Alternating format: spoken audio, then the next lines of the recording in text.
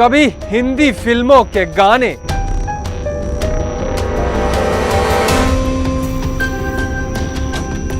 तो कभी चटपटी बातें, कभी चुलबुला अंदाज,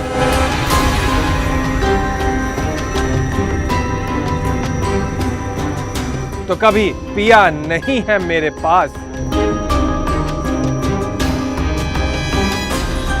हुस्न का ऐसा जाल, जिसने देखा वो फंसा और जिसने नहीं देखा वो केवल मलाल ही करता रह गया। नमस्कार, मैं हूं पुलकित शुक्ला और आप देख रहे हैं द न्यूज 15, जिसमें हम बात करने जा रहे हैं रील्स की दुनिया में अपने जलवों से बवाल मचाने वाली एक हुस्न परी की, जो साल 2021 में रडार पर आई। तलाश की गई तो कई नाम सामने आए, कभी रिया शर्मा, कभी पायल शर्मा, कभी हरलीन कौर, तो कभी पूजा राजपूत। न जाने और कितने नाम होंगे, लेकिन करतूत केवल एक ही थी, रील्स बनाना और अपने हुस्न का जाल फेंक देना।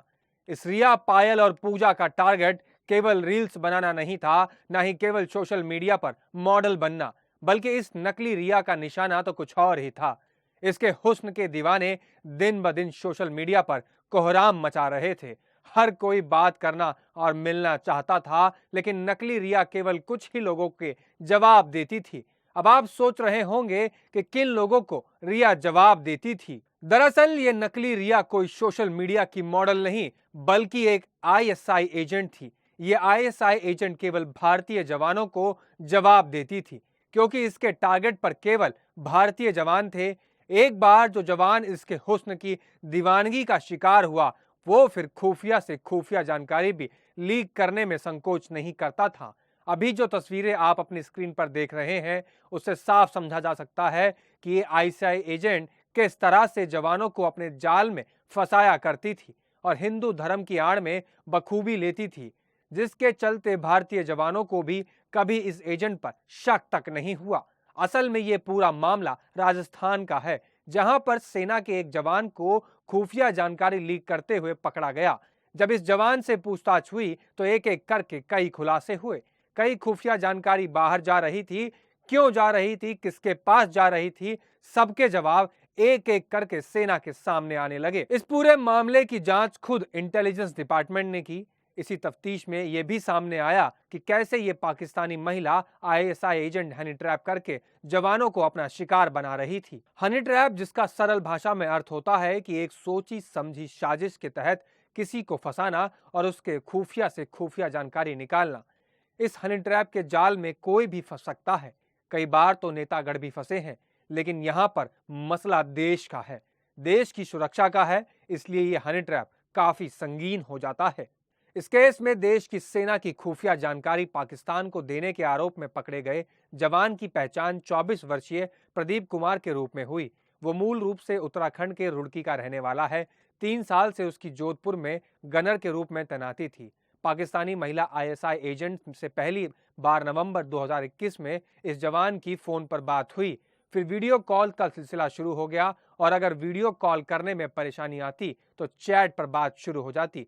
कहने का मतलब साफ है, बातचीत हर तरह से सुचारू रूप से चालू रहती थी, जिसका फायदा नकली रिया ने उठाना शुरू कर दिया। आईएसआई एजेंट पहले भारतीय जवानों के साथ फोन पर बातचीत करती और वीडियो कॉल के दौरान उन्हें रिकॉर्ड कर लेती, जिसमें नकली रिया अपने कपड़े तक उतार देती।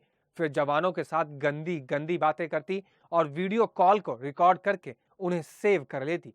बाद में नकली रिया जवानों से कुछ खुफिया जानकारी पूछती और जैसे ही जवान उसे कुछ भी बताने से इनकार करते तो रिया उन्हें ब्लैकमेल करना शुरू कर देती थी। इस हनी ट्रैप के चंगुल में फंसे जवान रिया को धीरे धीरे खुफिया जानकारी देने लगते, जिसे नकली रिया पाकिस्तान के इंटेलिजेंस को भेज देती थी। जवान प्रदीप कुमार भी महिला जासूस के जाल में ऐसा फंसा कि वो जिस तरह के कागजात और सीक्रेट जानकारी की डिमांड करती, वो उसे भेजने के लिए विवश हो जाता था।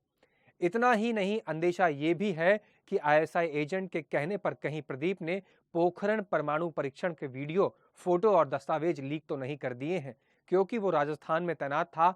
साथ ही शुरुआत में प्रदीप नकली रिया के प्यार में इस कदर गिर गया था कि उसने अपने साथी जवानों के साथ ही नकली रिया की दोस्ती करवा दी थी, जिसने बाद में भारतीय इंटेलिजेंस ने बातचीत भी की।